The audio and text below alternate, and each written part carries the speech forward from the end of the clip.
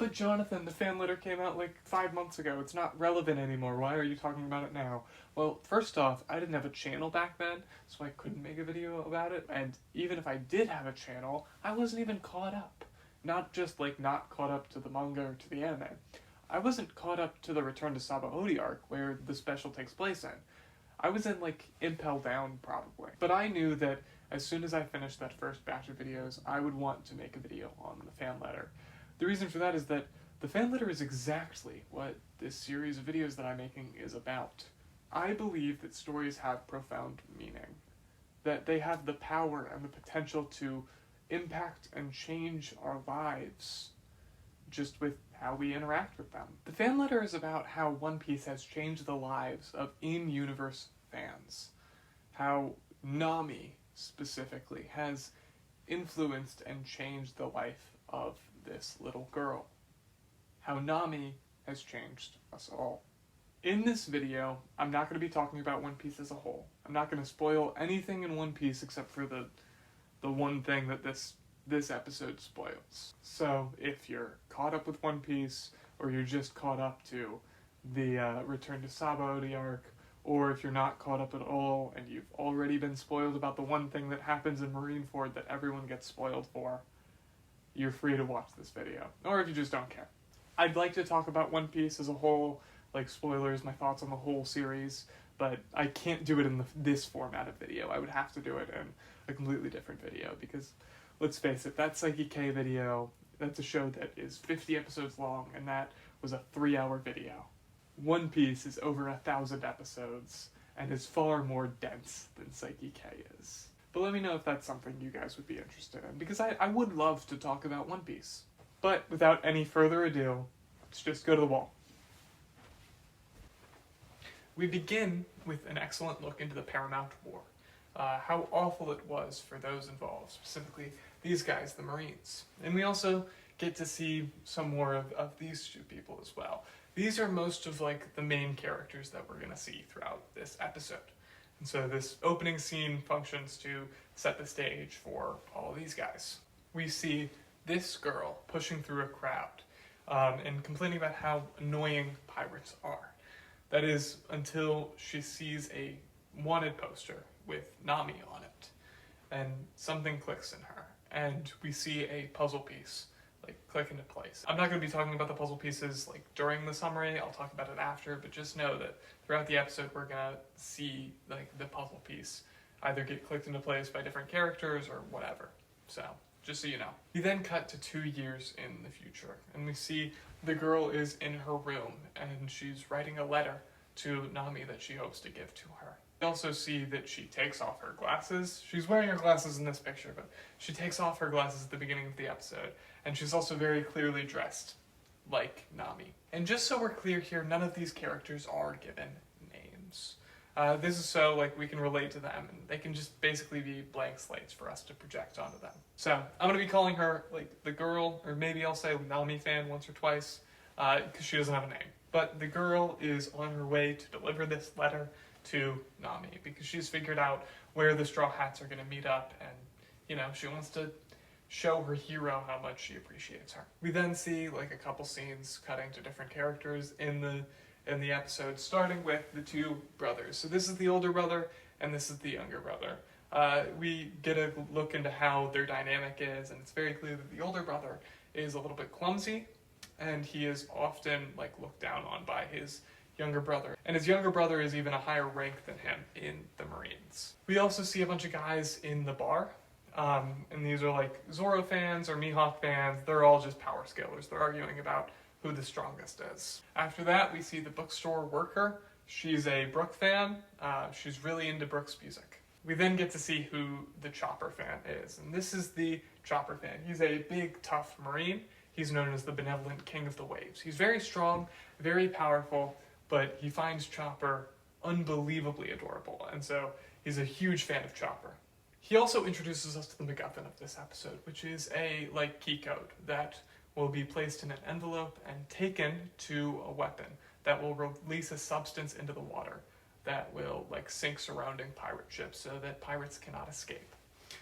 He gives this key code to the younger brother, Marine. We then cut back to the girl, who is running and trying to go deliver her letter. While on her way, she spots the younger brother, who she immediately hides from, dropping her letter in the process. He sees the envelope on the floor and assumes that it's the key, and so he picks it up and puts it in his bag. When she tries to stop him, she is then stepped on by this jerk. He sucks. He's like the rich young Marine. He sucks. We don't like him. Boo. He's mean. I don't like him. We don't like him. He's mean. But yeah, he steps on her hand, and he's an all-around jerk to her, and then she's just sitting there, really, really sad, when we see Usopp show up. And just so we're clear, we love Usopp in this house. I will not tolerate any Usopp slander. And so, Usopp's just, a nice guy to her. He tells her where the younger brother went, and she follows him into the bar. The same bar with all the power scalers, and so she sneaks under the table and tries to steal her letter back from the younger brother. But she's stopped when the older brother shows up, causing the younger brother to stand up and walk away from the table. The younger brother is just, kind of being a jerk to his older brother, and it actually causes the girl to wonder if you can even love your brother when he's such a jerk. We are then treated to a flashback of the younger brother repeatedly taunting and bullying his older brother. We then cut to the Paramount War, where the older brother has been trapped under a giant leg. He can't get out, and his leg is pinned down, and it's just a bad situation. Then, off in the distance, an explosion causes a shock wave that buries him even deeper under the leg, and he starts drowning in the water. He would have died there had it not been for a giant warship that fell out of the sky. He's able to escape from under the leg, and we see many soldiers that are gravely injured and just miserable. And then we hear the younger brother crying out for his older brother. He's also trapped in a similar position to his older brother. But when the older brother sees that he is in the direction of a bunch of lasers that are about to be shot, he runs away. I swear this show is about pirates, but there are lasers in it too. It's a thing. And so the older brother limps away from his younger brother. That is until he hears Luffy call out to Ace and say, "Because I am your brother." This causes the older brother to turn around. The younger brother is yelling at him to run away, but the older brother grits his teeth and turns around and goes to save his younger brother anyway. And from the beginning of this flashback, things have been eerily quiet. There has been no music whatsoever. But in this moment, when the older brother turns around and starts heading towards his younger brother, the music picks back up. He starts thinking about all the things that led him to this position. Gold Roger and the start of the great pirate era. Ace being captured. Him being called up into this war. Him getting trapped under that leg. Him hearing Luffy's voice. Little by little, things have been changing his life, and maybe if he survives this, he can change someone's life like Luffy did for him. His brother is alive today because of Luffy, but Luffy's brother was not so lucky. He knows what it's like to care for your brother, and he empathizes with Luffy, and he wonders how he's doing. And it seems like he's going to get the chance to find out, because it was reported that the Straw Hats were meeting up in Grove 46. So the Marines leave to go in that direction, and the girl quickly follows, only to find out that the Straw Hats are not in Grove 46. The Straw Hats that were there weren't the real Straw Hats, they were fakers. We then cut away to the bookstore worker, and she's upset that she's not going to be able to go to Brook's final concert. So not only did the girl get her hopes up for nothing, and the Marine got his hopes up for nothing, but the bookstore worker also won't get a chance to see her hero. But in this moment where all of our characters are pretty much without hope, Luffy appears, and he takes down the Pacifista in a single punch. The Pacifista are robots that shoot the lasers that I mentioned earlier, and with Luffy, hope returns. The older brother sees him and says that he's looking great, and the girl realizes that she may get a chance to see Nami after all, and the bookstore worker is made aware that Brook is a member of the Straw Hats, and so if she can find the Straw Hats, she can go see her hero. So the girl leaves. She's on her way to go find Nami, but the older brother finds her and stops her. He's not gonna let her go endanger herself. She's a 15-year-old girl, which, like, is completely reasonable. Like, makes sense. You're just doing your job. Then another Marine comes up to the older brother Marine and tells him that because of Rayleigh, who is another character that we don't really need to get into, they cannot go follow the Straw Hats. They're being blocked off. The girl hears this and tries to negotiate with the older brother. She has a map that has a shortcut to the Straw Hats. If they work together, then she can see Nami and he can try to capture Luffy, which is his job. It's perfect. And so he refuses outright. He's not gonna let this girl go in any more danger, which, again, makes sense. When she realizes that he's not gonna listen to her, she tries to run away and he follows her. Eventually, he's able to catch up to her, but just as he does, giant bugs chase them and start attacking them, and so they have to flee. They flee to the very bookstore that the bookstore worker works at, although she isn't there right now. She's out looking for Brook. The girl is upset here because she wants to go see Nami, and the Marine really isn't gonna let her do that because it's dangerous. And the dialogue here is really interesting. Nami is not a dangerous pirate. Yes, but she is a pirate. Yes, she's a pirate, but she's different. She changed my life. And this gets to the older brother Marine because he can relate to a pirate having changed his life. She says, I don't have devil fruit powers or muscles like yours. I thought that in this age where power is everything, a powerless girl like me could never live freely. Nami is precious to me because she makes me think that I can have adventures too.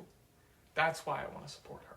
Hearing this, the older brother says to the girl that he's going to share the shortcut with the Marines, and he will let her see Nami, but she can't get close. That would be dangerous. On the way to the Sunny, which is the Straw Hat's ship, the girl notes that the older brother has changed and asks if it's because of the war. He says that it is, and before he's able to say that it's also because of Luffy, he is cut off. Okay, so there's this character, Perona, and she was actually shown earlier in the episode, and she's a One Piece character. She's not original to this episode, but I didn't mention her because she wasn't important. But basically, what she has the power to do is she has the power to create ghosts that when she sends them, that people make them depressed. And he gets hit by one of those ghosts, and so he's depressed and he can't move. And so she ditches him. Because she ditches the older brother, she's able to see the Sunny. It's in view, and she's going to be able to see Nami. She's going to be able to meet Nami, meet her hero. Things are great until the rich young Marine shows up, and he stops her. He literally snatches her. That's what this is a picture of, by the way. You can see how he's just about to grab her. He grabs her and then pins her down. And he tells her that they're about to sink the Sunny. And so the girl is forced to do nothing and just watch as her hero dies. She wasn't able to see her. She wasn't able to deliver a letter. She's failed completely. And I just want to say, because this doesn't really fit in anywhere else in the video, but the minute that she is, like, grabbed, that she's stopped, her eyes, like, lose all color. They go from green to gray, showing that she's lost all hope in this moment. But then, the girl sees the younger brother running by, with both her fan letter and the key in his bag, and she gets an idea. And luckily, in this moment, the bookstore worker, like, jumps in and knocks over this guy, tackling him to the ground. So the girl is able to escape. The girl is free. She ditches her shoes and puts on her glasses, and she runs and steals the key from the younger brother. She starts weaving through Marines, dodging them as they try to grab her while on the Marine ship. Even the benevolent king of the waves shows up, but she just keeps running. She says, Nami-san, you're my hope. In this world where power is everything, even if I get hurt and trampled on, I still want to struggle, run, and live as freely as I can. I came to think that way because of you. I hope you continue to have wonderful adventures. And at this point, she gets to the very front of the ship. She leans back over the bow, and she tears the key. She leans back and hears a familiar voice yelling, set sail. It was Luffy. And so she looks in the direction of the voice, and she sees Nami with the biggest smile on her face. She was able to see her hero. She was able to watch as her crew left. And then the Marines, of course, yell at her for stealing and destroying classified information. But she did no such thing, of course, and I was being a little bit facetious when I said that she stole the key, because she never did. She holds up her own letter and says that she merely retrieved what was taken from her. It was her own property. She says it's to someone very special to her. It's a fan letter. And the episode ends. The ending theme of this episode is all of the Straw Hats singing We Go, which is the opening for this part of the show in One Piece, and honestly, probably my favorite One Piece opening. Then, after the ending, we see all of the Straw Hats smiling as Luffy, once again, yells, "Set sail." And then we cut to see the girl in different clothes to show that time has passed. And in agreement, she yells, "Yeah." I really love this episode, and I fear that if I were to start gushing about it right now, I would never stop. And so I feel like it's best for us to just move on and get to like the actual analysis. So what's really cool about this episode is that it shows the different ways that you can be a fan. The things that you can be motivated by in what you love about a story or about characters. Let's start with the Benevolent King of the Waves, or to make it into an acronym, the Bikautua. Bikautua. Bikautua. Or would you include the from the beginning if I'm including the and of in Benevolent King of the Waves? I feel like it would have to be Bikautua. It wouldn't be Bikautua, Bikau. No, I'm adding a W in there. Bikautua. Bikautua. It'd be Bikautua. Bikautua? Is that right? How would you make this into an acronym? BKW, right? If you want to cut out the in the beginning and the of the waves. I suppose, of course, you could just say the full name, the Benevolent King of the Waves. But I feel like that's a little bit lame. I've been doing that too much already. I feel like I need to make it into an acronym. Bikautua. I feel like it's Bikautua. The point is that he is a fan of Chopper because Chopper is adorable. And that's a completely valid reason to be a fan of Chopper. I mean, I'm pretty sure that although I can say that I love Chopper's character, his backstory, all of that, and I do, I do just like Chopper because he's a cute little guy with a cute little voice. But even though the Bikautua, I'm adding a twa there. The Bikautua, Bikoto, not Bikoto, Koto. It doesn't work. I'm really trying here. The Benevolent King of the Waves is mostly used as a joke throughout the episode, with him just being funny. That being said, it's clear that the episode never makes it to be like he is a joke for only liking Chopper because he's cute. No, it's a perfectly valid reason to be a fan of Chopper. He is on the same level as these two, as the older brother, as all the other fans. They're all just fans. It doesn't really matter. It's okay to just like things.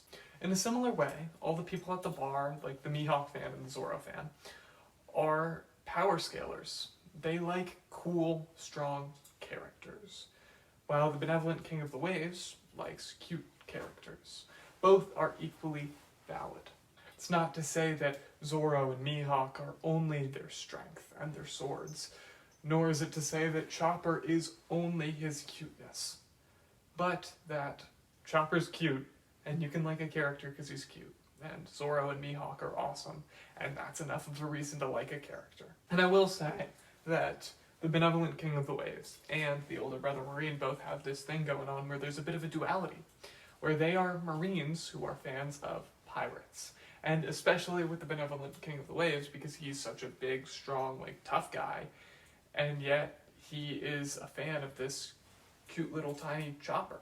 Can you still love your brother when he's such a jerk? Is the question that the girl asked of the older brother, although not directly to him. We see that not only is the older brother a lower rank than his younger brother, but also his younger brother repeatedly looks down on him because of this, and points out his failings, how clumsy he is, how much of a screw-up he is. So much so that the older brother makes it clear he doesn't like his brother. It's quite possible that there are good memories of the two brothers, but we never see those memories. And so it's evident that what the older brother remembers most is the belittling. And yet, when push comes to shove, they are brothers.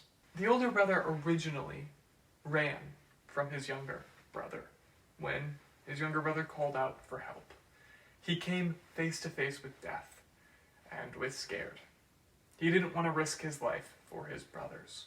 But then he heard Luffy yell, "Because I'm your brother." And he was inspired. Luffy is a man who will do anything for his brother because he is his brother. Luffy is a man who would never turn around and run away when his brother needed his help. And the older brother realized in that moment that that's the kind of man that he wants to be, which is why after Luffy yells and the younger brother tells him to run, he refuses. It isn't easy for him by any means. He still has to force himself to turn around and go save his brother. But he still does it. Because in that moment, Luffy changed everything for him. The impact that Luffy had on the older brother's life cannot be understated. The answer to that question is yes. You can still love your brother, even when he's a jerk to you. He says it himself. He doesn't like his brother. He doesn't like spending time with him. But at the end of the day, they are brothers, and he will fight for his brother because he wants to be that type of man. The type of man that, like Luffy, is able to impact other people, just like Luffy impacted him. That's the type of fan that the older brother is. One that hopes to be like the character that they are a fan of. He was inspired by Luffy, and what that means for him is being a better brother. Being the type of man that will do anything for his brother. He specifically connects to Luffy in that they are both brothers. But this does not present itself in directly mimicking Luffy. He has taken what he likes of Luffy, but he is still a Marine. He didn't quit his job to become a pirate. He doesn't want to be Luffy. He wants to be a man like Luffy. She changed my life. I don't have devil fruit power or muscles like yours. I thought that in this age where power is everything, a powerless girl like me could never live freely. Nami is precious to me because she makes me think that I can have adventures too. That's why I support her. And Nami-san, you're my hope. In this world where power is everything, even if I get hurt and trampled on, I still want to struggle, run, and live as freely as I can. I came to think that way because of you. I hope you continue to have wonderful adventures. Those two quotes are some of my favorites ever. That is why we love stories. Because characters like Nami come along and make us think that we can live freely, that we can have adventures. See, freedom is actually really important to the story of One Piece, for those that are unaware. Luffy's ultimate goal is, yes, to be the Pirate King, but it's to be the Pirate King because he believes that the Pirate King is the freest man in the world. He does not desire power or fame. He only desires freedom. But the thing about freedom is that it can only exist for the strong, for the powerful. Luffy cannot achieve his goal unless he gets much stronger. By being the strongest person in the world, well, yeah, he's going to be the freest person in the world. But where does that leave us? Well, I think it's important that the Marine that the girl encounters twice, the one that is the rich kid Marine, he is shown to be someone with power. Both, like, political power in the Marines and physical power. And he uses that power to oppress the girl, to make it so she can no longer live freely, to stop her from fulfilling her dreams. That's who freedom truly exists for. Those with power. You and I don't have that kind of freedom. The girl doesn't have that kind of freedom. And Nami does not have that kind of freedom. That's actually core to her character and her arc very early on. See, Nami was not born strong, but she was smart and she was clever, and so she was able to achieve great things through that. But ultimately, it proved fruitless, because Nami is not strong enough to achieve freedom on her own. She needed help from Luffy. But to say that Nami did not achieve any freedom on her own would be false. She did. She struggled and she played to her strengths. And yet, in order for us to find inspiration in Nami achieving freedom, she has to be weak. She has to struggle. She has to fight for it. Because the reason that the girl looks to Nami is because Nami is like her. Nami is not strong, and yet Nami was able to achieve freedom. And if Nami was able to achieve freedom, then there's hope for all of us. If Nami can smile, like she did at the end of this episode, when going down to Fishman Island, then so can we. But the girl was never able to give Nami that letter. She was never able to make it clear to her hero how much she meant to her. And I think this is important. And I think that this shows our relationship with these characters. Because they're not real. Nami's not real. Luffy's not real. None of these characters are real. And we will never get to interact with them. We'll never get to give them like a fan letter to tell them how much they mean to us. But what we can do is what the girl did, and that is work to preserve their ability to go on adventures. There's a couple ways of looking at this. Number one, you could say it's supporting the shows, like monetarily or whatever. You know, like in watching One Piece, we are supporting Oda and the creators of the anime, and we are making sure that they can continue to create this story, and so that these characters can continue on their adventure. But also, in watching the shows, we are the ones that are making this adventure happen. If we never turn on the TV, if we never turn the page in the manga, then Luffy never gets any further in his adventure. We cannot make these characters know how much we love them. But what we can do is make it possible for them to do the things that we love them for. And the last thing I want to talk about is that this girl makes one very big change over the course of this episode. 2 years ago, she was inspired by Nami. She wanted to be like Nami, and so she did her best to become like Nami. The whole episode, she's dressed in cosplay, and she even takes off her glasses, which she needs to see so that she can look more like Nami, because Nami doesn't have glasses. But at the end of the episode, the moment where she finally reaches the freedom that she's been striving for, which is symbolized by the sun, something we're going to talk about in a minute, she has her glasses on, and she has kicked off her shoes, which are Nami's shoes. They're high heels. She is leaving behind part of her Nami cosplay and putting on something that is uniquely her. Then, after the credits, she is wearing something new. Something that Nami has never worn before. Because being a fan, the type of fan that, like the girl, like the older brother, is inspired to be like the character that they are a fan of, does not mean you have to be exactly like them.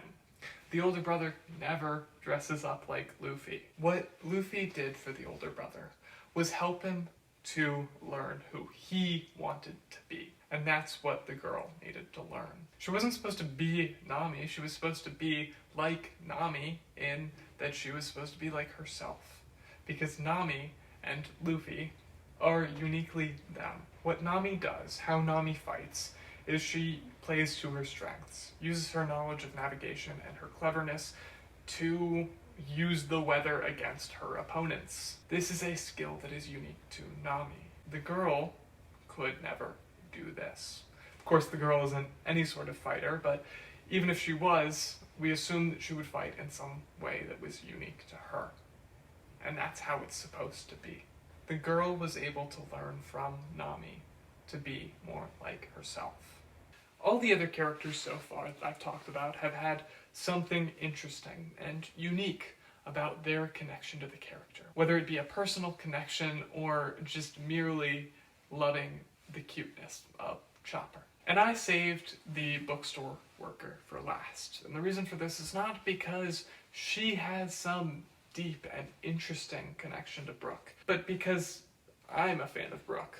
Brook is my favorite Straw Hat, and I'd like to talk about him. I didn't really find much for her reason for loving Brook. That being said, and this is definitely antithetical to my point, I'd like to share with you guys why I love Brook. Why Brook is my favorite Straw Hat. Don't worry though, I'm not going to be going into spoiler territory with this. Brook is the musician of the Straw Hat Pirates, and that is, at least to me, a very unique role on the crew. Unlike the doctor and the cook, Brook is not caring for the health of his crewmates. Unlike the swordsman and the sniper, Brook is not protecting them from danger. And unlike the navigator, shipwright, helmsman, and archaeologist, it is not a role that is necessary in finding the One Piece, in completing Luffy's goal. Brook is not caring for his crew's health, safety, or mission. What he's doing is he's caring for their happiness. Brook is a man that has experienced great loss in his life, and yet his job on the crew is to make his friends smile. Brook, more than anyone else on the crew, knows what it means to face loss. And because of that, he knows that in order for Luffy to become the Pirate King, Luffy needs to have a smile on his face. And Brook makes it possible that Luffy can. Luffy is a captain, and not just any captain, a captain that will eventually be the king of the pirates. And that is a job that requires going through some terrible situations. And it's a job that requires staying strong through those circumstances. And Brook makes that possible. I mean, Brook didn't even spend his time skip getting better as a fighter. He spent it improving as an entertainer, because he needs to make sure that he can make his friends smile. Brook's ambition is not fame, it's not money, it's not power. Brook's ambition is merely that his friends can be happy. And that's why I love Brook. That's what I strive to want. Especially knowing Brook's backstory, which I'm not going to get into because I said I wouldn't be spoiling anything. But if you know, you know. And if Brook can continue to strive to make others smile, then so can I. Something that's interesting, although not really surprising if you've watched One Piece, is the connection in this episode between freedom and the sun. More specifically, though, how the girl is most of the time shown to be just outside of the sunlight, just barely in the shadows. When we first see the girl, she is trapped within the shadows of others, and she is miserable. That is until she sees Nami's wanted poster and light fills the frame. Then, after the 2-year time skip, we see that in her room, she is mostly illuminated by the light. Nami has given her a sense of freedom that she didn't have before. And then, throughout the rest of the time, when she is trying to deliver her letter, she dips in and out of the sunlight to show that she is more free than she used to be, although probably not all the way there yet. That is until she encounters the younger brother and has to hide from him in the shadows. Then she loses her letter, and the minute she tries to step into the sunlight again to get her letter back, she is stopped and forced back into the shadows. And in fact, the rich young marine even tells her a worthless pebble belongs in the shadows. And so she stays in the shadows. Even when Usopp arrives and he gives her back her map, she is still in the shadows, although he is in the light. In the bar scene, she is hiding under the table, unaffected by the, albeit unnatural, not sunlight, that is touching everyone else. Then she hears about the Straw Hats meeting in Grove 46, and she is on top of that light post in the sun. This is because her hopes were reignited, and she believed that she could see her hero and be free. But just as the light post falls down and she is dragged into the shadows, so too do her dreams disappear when she realizes that those are not the real Straw Hats. But all the smoke clouds are obstructing the view of the sun. Even though she's out in the open, she does not feel the light of freedom on her skin. That is until Luffy comes and he brings down the pacifista with a single punch. And with that punch, he clears the sky, bringing light with him. See, Luffy's freedom is, of course, contagious. And so now she's in the sun, all throughout her meeting with the older brother. That is until the mantis shows up. Something more powerful than her forces her back into the shadows. Because, remember, strength is freedom. In the bookstore, we see some really interesting progression of this theme. We see that the girl, while she is telling the Marine about how Nami is different, she is partially in the light from the window, but not fully. I think that this goes to show that although she is still holding on to her dream of freedom and her hope that she can be like Nami, freedom is ultimately out of reach. She is prevented from going outside because of the mantis. This is illustrated further when she is tugging on the bars, trying to escape the bookstore. And we see that she is fully in the darkness, although if she could just get through the bars, light is just right there. Once she fails, however, she lays back down into the light coming from the window, finishing what she was saying about how she still has hope in Nami, in going on adventures like Nami, in being free like Nami. But then a crack forms on the window. But that crack illustrates that this is not the true sunlight, because she's still inside. She's still trapped. She isn't truly free. Then, when the older brother and the girl leave the bookstore, they are in the sun. This is the real freedom. They're so close to their goal. And this is furthered even more when the girl sees the Sunny. It's important to note that in order to see the Sunny, she first has to cross under a shadow, thus juxtaposing the shadow, which represents not being free, and the freedom that is the sunlight. And she reaches this sunlight when she sees the Sunny. It's almost like that was intentional. But then she's caught by the rich young Marine and shoved back into the shadow, back into the darkness. Freedom is just out of reach, like literally mere inches from her fingertips. But she has no power. She can't do anything, and she's not free. She's completely failed. This is where she is at her least free. She can do nothing but watch the Sunny sink.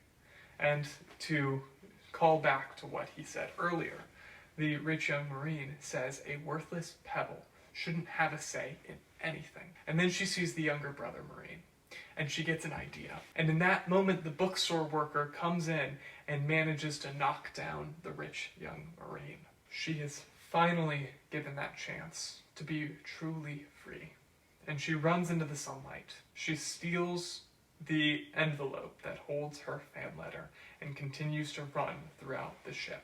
Throughout this whole sequence where she's running around, she is continually shadowed by different things. And then she escapes and she runs out of that shadow back into the light. Notably, the benevolent King of the Waves lands right in front of her, and she has to duck and dodge under him. I think that this shows that although she has achieved freedom, she still has to fight for it, just like she said. Even if I have to struggle and fight for it, I still want to live as freely as I can. The strong can always be in the light of freedom, but for someone like her, for the weak, she has to fight tooth and nail for it and get every little ounce of it that she can. And she does. When she gets to the bow of the ship, she is free. She's fully in the sun. And then she looks and sees Nami. And what's interesting about the Straw Hats is there are no shadows here. Nami has no shadows anywhere except for just under her chin. Nami is fully in the light of freedom. And the last thing we see in this episode, after the credits, is the girl stepping into the light, into freedom, just as her hero did. Because that is what her hero inspired her to do. That is what her hero made possible for her. The older brother Marine also shows this, although it's a little bit less prevalent with him because he is not the main character. For instance, when he runs away from his brother, he is backlit. He is running away from the light of freedom. because he is motivated not by what he wants to do, but out of fear. Then, when he turns around and is running towards his brother, he is running towards an all-encompassing light. When he sees Luffy the second time, he is lit by Ace's fire. And also, like I said earlier, when Luffy punches the pacifista, Luffy brings the sunlight. And the older brother Marine sees it. I also think that there could be something with his hat. I think that sometimes when his hat is on his head, it's clearly like shadowing his face, and sometimes he takes off his hat, and I think that could be something, but I didn't look into this, so I'm not really sure about this idea, but I'd love for someone to look into it and put it down in the comments, because I think that could be very interesting. Okay, yeah, let's talk about the puzzle piece motif, because, like, I was less interested in the puzzle piece motif than I was the sunlight. I think you can pretty obviously tell how into that idea I got. And so I don't have a lot on the puzzle piece. Throughout the episode, we see a puzzle being put together piece by piece. The first time it appears for each character is when they first interact with the character that they are a fan of. Then, when the girl is shoved back into the shadow by the rich young Marine, the entire puzzle gets knocked apart. And finally, when the girl starts piecing together her plan after seeing the younger brother Marine and how he had both letters in his bag, we see each of the characters in this special putting together the puzzle piece by piece. I probably missed something because I feel like this is a pretty standard demonstration of how we as fans can see a character that makes things click into place for us, that makes things make sense. A character that shows us who we want to be and what we want to do. Like I said, my focus was mostly on the sunlight aspect of things, so if you have more to say about the puzzle piece motif, I'd love to hear it down in the comments. Overall, this episode is amazing. Watching this episode feels like what it feels like to love One Piece. I do think that this episode is a masterpiece, and it makes me love One Piece even more than I already do. This episode is a fan letter in the truest sense of the words. Yes, it's a fan letter to One Piece, to the series that we all love, but it's also a fan letter to the fans of One Piece. And for that, I really do think that this episode is perfect. And if you'd like to hear me talk more about One Piece as a whole, let me know, because I really would love to. But that's it for the analysis portion of this video. I'm going to talk about where I found God in this story now, and so if that doesn't interest you, feel free to click off here. I leave this for the end of the video so I can respect your time and your beliefs by not making you sit through me talking about God when you clicked on a One Piece fan letter video. So again, if you don't want to hear me talk about God, feel free to click off. You won't miss anything else. Now this one's a little bit different. Typically, I talk about where I found God in the story, in the characters, the arcs, the themes, whatever. But in this one, I'm almost talking about where I found God in the existence of the episode, more so than anything that really happens in it. This episode is about being a fan. It's about appreciating what One Piece means, what this story means to each and every one of us. And the truth is that God cares about art. He cares about artistic expression, about creativity, about stories. I'm not necessarily saying that God would like One Piece, that he would be a fan, that he would sit down and watch it, because that's somewhat of a silly idea. But I am saying that God, as a creator, appreciates creativity. Christians often talk about how human beings are made in the image of God, how we are his workmanship, how we are his masterpiece. Maybe there's even a comparison made to God as an artist who paints the sunsets, who composes the melodies of bird songs. We talk about how the existence and beauty of nature points to God, but rarely do I see the connection being made to God as an artist and human art. Yes, creation is beautiful, right? Nature, trees, animals, all that stuff. It's great. It's beautiful. But we humans have the ability to create ourselves. We make art. We make music, literature. This is an episode about how much the story of One Piece matters to the creators of this episode. It is baked with so much love and appreciation for the story. And my point is this. Even if you wouldn't consider One Piece art, which You could or you could not. It depends on what your definition of art is. It is absolutely artistic expression.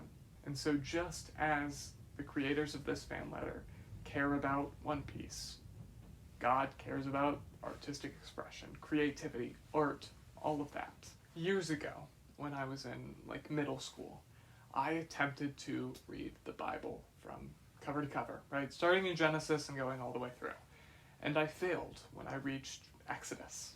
Because Exodus, while it does start off with the story of Moses and the Exodus and the escape from Egypt and all of that, it ends up being pretty dull and pretty boring at the end. There's a lot of rules in Exodus that are long and boring and just not very interesting to read. But there's also the in-depth, thoroughly detailed description of how to build the Ark of the Covenant and the Tabernacle. And this description actually happens multiple times. So when reading through Exodus, you have to read this long and boring section about all the details behind what gems are being used in the Tabernacle and in the Ark of the Covenant. You then have to read it again. And as annoying as this is for modern readers, and it is really annoying, really boring to read, it's there for a purpose, and that purpose is to illustrate how important it is to God. It shows us that God cares about the act of creation, and more so than that, it shows that God uses craftsmen. He uses artists. Exodus 31, 1-6 says this: Then the Lord said to Moses, See, I have chosen Bezalel, son of Uri, and the son of Hur, of the tribe of Judah, and I have filled him with the Spirit of God, with wisdom, with understanding, with knowledge, and with all kinds of skills, to make artistic designs for work in gold, silver, and bronze, to cut and set stones, to work in wood, and to engage in all kinds of crafts. Moreover, I have appointed Oholiab, son of Ahisamach, of the tribe of Dan, to help him. I have also given ability to all the skilled workers to make everything I have commanded you. Not only does God appoint these men by name, but it also says that he fills them with the Holy Spirit. And that's a pretty big deal. This is actually the first instance of someone being reported to be filled with the Spirit of God. And at this point in the Bible, we've met some pretty big names, like Abraham and Moses. This is showing that God cares about art, that he cares about artists, so much so that in their artistic endeavors, he fills them with his Spirit. But also, he makes it clear that he is the one that has granted the artistic ability to the people. This makes sense. Artistic ability, creativity, in whatever area of art that it is, it makes sense that this would be a gift, like the gifts mentioned in the New Testament. What I'm saying here is a pretty simple point. I'm saying that God cares about art, that he cares about artists. I mean, there's a reason why the longest book in the Bible is Psalms, which is poetry. Why the greatest king in the history of Israel was an artist. He was a poet, a bard.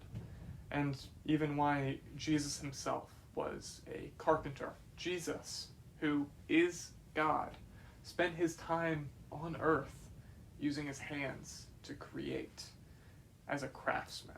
It's easy for Christians to neglect, especially secular art. But I feel that this is missing out. Art matters. Creativity matters. And this is biblically true. That's all I have for you guys today. I pray that each of you has a blessed day. And remember, you need more calcium. All you can do is pound milk because it's a matter of bones.